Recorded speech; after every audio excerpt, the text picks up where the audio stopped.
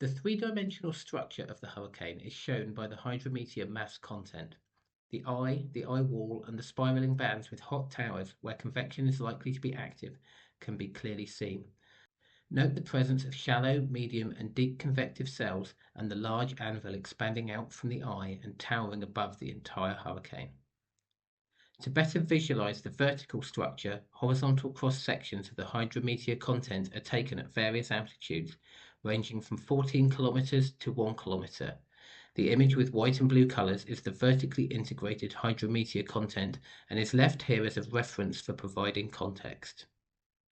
Wivern is now flying in a descending orbit over the hurricane, with its ground track passing to the west of the eye. The antenna performs a conically scanning acquisition over the 800-kilometer wide swath. With approximately 40 rotations, Wivern is providing a complete mapping of the hurricane's three-dimensional structure.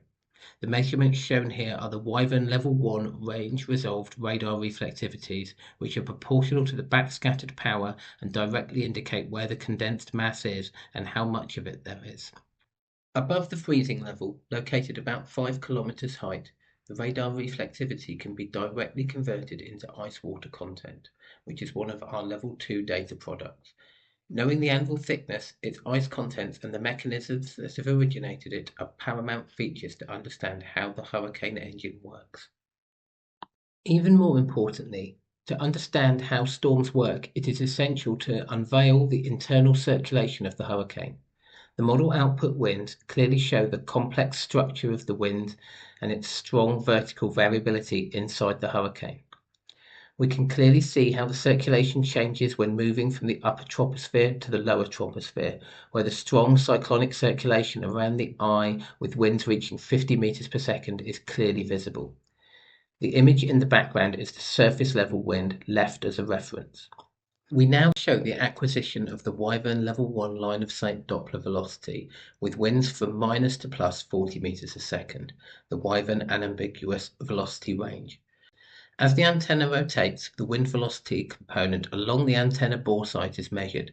Again, we can see the Wivern sampling multiple slanted cuts through the hurricane. These measurements in the stratiform regions can be converted to horizontally projected line of sight winds, our flagship Level 2 product.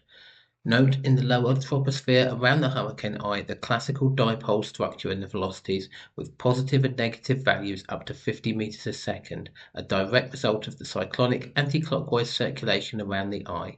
In the convective regions where the signal is not fully attenuated, the vertical wind velocities can also be reconstructed.